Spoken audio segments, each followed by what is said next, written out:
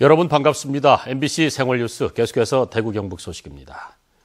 대구와 경북은 오늘 맑은 가운데 아침 최저 기온이 대구 영하 0.1도, 구미 영하 0.5도, 안동 영하 3.4도, 포항 영하 1도를 기록했고 낮 최고 기온은 대구, 포항 8도 등으로 어제보다 조금 높겠습니다. 주말인 내일은 대체로 맑겠지만 일요일부터 차차 흐려져 비 오는 곳이 있겠습니다. 내일과 모레 아침 최저 기온은 대구 1도, 낮 최고 기온은 대구 10도 등으로 오늘보다 2, 3도 더 높겠습니다. 남북권 신공항 추진이 정부에 일임됐지만 이제 시작이라는 보도 여러 차례 해드렸습니다. 하지만 가장 핵심적인 역할을 해야 할 지역 정치권과 경제계는 적극적으로 나설 움직임을 보이지 않고 있어서 우려의 목소리가 나오고 있습니다. 이상원 기자의 보도입니다. 우여곡절 끝에 영남권 시도의 합의가 도출됐지만 신공항과 관련한 지역 정치권의 목소리는 찾아볼 수가 없습니다. 이명박 정부 때 부산 정치권과의 갈등이 신공항 백지화에 빌미가 된 선례가 있다며 또다시 갈등 양상으로 비춰지면 곤란하다는 입장인 것으로 알려졌습니다. 하지만 대통령 눈치를 보면서 알아서 몸살이는 거 아니냐는 곱지 않은 시선도 나오고 있습니다.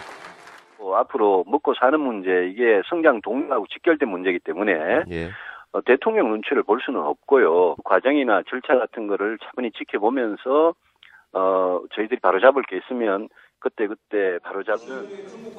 지역 경제계 역시 소극적인 대응으로 일관하고 있습니다.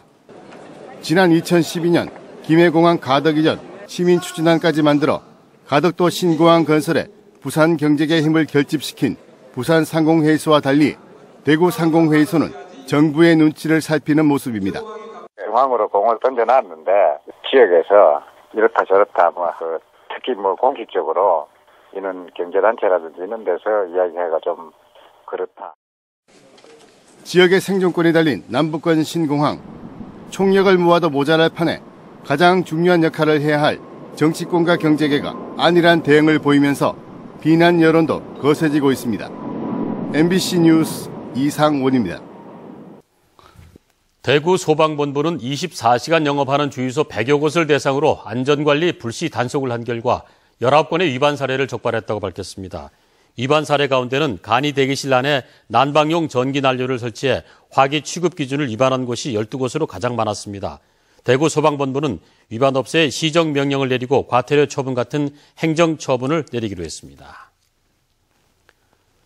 오늘 새벽 2시 45분쯤 대구시 서구 비산동의 한 염색 공장에서 불이 나 20분 만에 꺼졌습니다. 이 불로 인명피해는 없었지만 공장 내부 120제곱미터와 염색기 등을 태워 소방서 추산 3천만 원의 재산 피해가 났습니다. 경찰과 소방당국은 염색기에서 전기적 요인으로 불이 난 것으로 보고 정확한 화재 원인을 조사하고 있습니다. 오늘 아침 8시쯤 대구시 달서구 송현동 앞산 순환도로에서 화물차가 미끄러져 전복돼 화물차에 타고 있던 한 남성이 크게 다쳐 인근 병원에 이송됐습니다. 현재 사고 수습으로 교통이 통제돼 앞산 순환도로 범물동 방향이 정체되고 있습니다.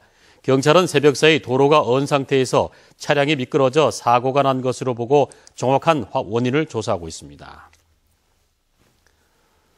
대구 지역 유일한 성소수자 인권단체인 무지개 인권연대가 오늘 대구시 중구의 한 극장에서 창립총회를 열 예정입니다. 무지개 인권연대 준비위원회는 지난해 대구 퀴어 문화축제에서 벌어진 성소수자 혐오 집단들의 폭력, 시설관리공단의 장소 사용 불허 통보 등에 대응하면서 지속적이고 다양한 활동을 벌여야 할 필요를 느꼈다며 창립 이유를 밝혔습니다. 괌에서 훈련 중인 프로야구 삼성 라이온즈의 5선발 주인공을 두고 왼손 투수 차우찬과 백정현, 군에서 제대한 오른손 투수 정일옥 3명이 경쟁을 벌이고 있습니다. 롱 릴리프로 활약하며 좋은 모습을 보여준 차우찬과 올 시즌 삼성의 전력 향상 요소를 기대를 모으는 정인욱이 높은 점수를 받고 있는 가운데 긍정적 경쟁으로 삼성의 괌 캠프 분위기는 초반부터 뜨겁게 이어지고 있습니다. 대구시는 도시철도 3호선의 이용객과 관광객을 늘리기 위한 방안으로 3호선 대봉역에서 김광석 길까지 조형물과 조각물을 설치하는 방안과 범어천을 따라 오솔길을 설치하는 아이디어가 접수됐다고 밝혔습니다. 또 전동차 겉모습을 다양한 모양으로 꾸며 테마열차로 운행하는 방안 등 각계각층에서 다양한 의견이 나왔다며 앞으로 더 의견을 받아 3호선을 관광자원으로 활용할 수 있도록 하겠다고 밝혔습니다.